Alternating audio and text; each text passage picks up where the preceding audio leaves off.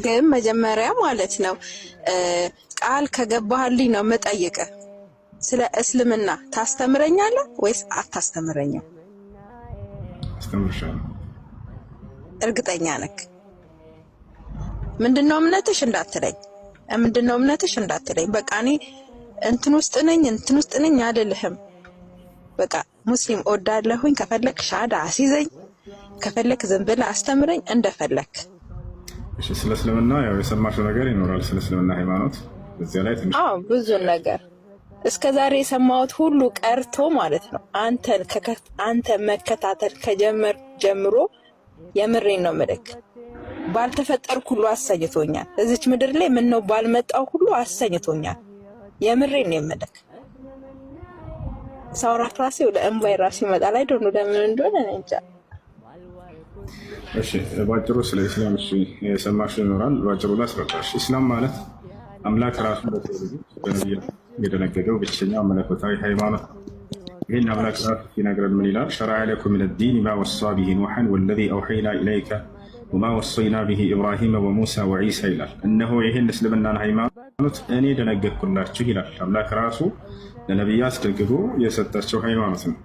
ከዚህ በፊት ለኖህ፣ ለአብርሃም፣ ለሙሴ፣ ለመሲሁ ደንግጌው የነበረውን ሃይማኖት እያለ ይናገራል። እዚህ ነው ነቢያችን ሰለላሁ ዐለይሂ ወሰለም አልአንቢያ ዲንሁም ዋሂድ ወሁወ ልኢስላም ይላሉ። እኛ ነቢያቶች ሃይማኖታችን አንድ ነው፣ ሁለት አይደለም፣ ያም አንድ ሃይማኖት ኢስላም ነው ይላሉ። ይሄ ነው ነቢያቶች ሁሉ እንዳለ ልጆቻቸውን ትውልዶቻቸውን ሙስሊሞች ሆኑ እያሉ ነው ያዘዟቸው። ይህም ለምሳሌ ስለ ያዕቆብ ሲነግረን ምን ይላል? ወያዕቁቡ ያ በንየ ኢነላህ አስጠፋ ለኩም ዲነ ፈላ ተሙቱነ ኢላ ወአንቱም ሙስሊሙን ይላል።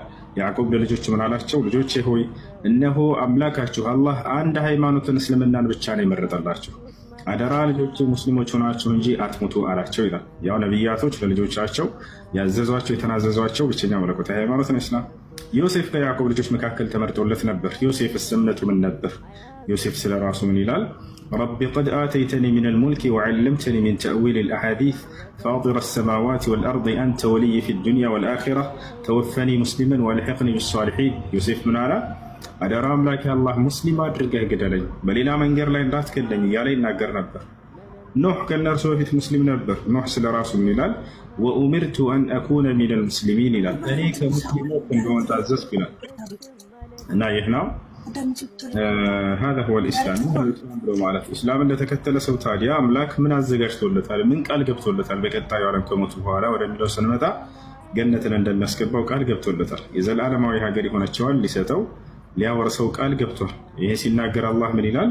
አለዚነ አመኑ ቢአያቲና ወካኑ ሙስሊሚን እድኹሉል ጀና ይላል። እነዚያ ሙስሊሞች የሆኑትን በምድር ላይ እኔ ገነትን ግቡ እላቸዋለሁ በቀጣዩ ዓለም እያለ ይናገራል። በሱራ ሉቅማን ላይ አላህ ሲናገር ምን ይላል?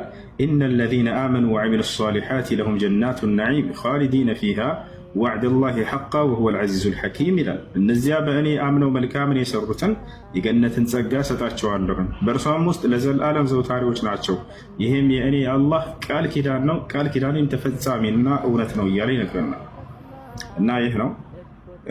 ስለዚህ አሁን ወደዚህ ወደ ነቢያት መንገድ ነቢያቶች ወደ ሰበኩት ብቸኛው መለኮታዊ ሃይማኖት ለመቀላቀል ዝግጁ ነሽ ማለት ነው አይደል? አዎ። እሺ፣ የምለውን ቃል አብረሽኝ እየተከተልሽ በይ። እሺ። አሽሃዱ አላ ኢላሃ ኢለላህ ወአሽሃዱ አነ ሙሐመደን ረሱሉላህ።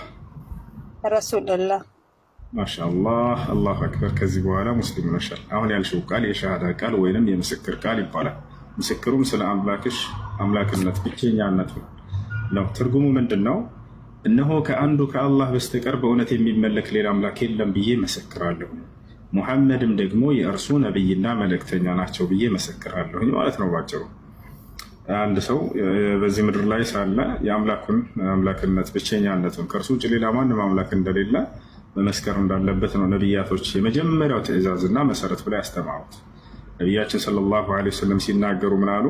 ቡኒየ ልኢስላሙ ዐላ ኸምስ ሸሃደት አን ላ ኢላሃ ኢለላህ ወአነ ሙሐመድን ረሱሉላህ ወኢቃም ሰላህ ወኢታእ ዘካህ ወሶም ረመዳን ወሐጅ ቤይቲላሂ ልሐራሚ መን ስተጣዐ ኢለይሂ ሰቢላ ይላሉ። እነሆ እስልምና ሃይማኖት በአምስት ዋና ዋና መሰረቶች ላይ የተገነባ ሃይማኖት ነው ካሉ በኋላ የመጀመሪያው መሰረት ምንድን ነው አሉ? ከአንዱ ከአላህ በስተቀር በእውነት የሚመለክ ሌላ አምላክ የለም ብሎ መመስከር ነው አሉ።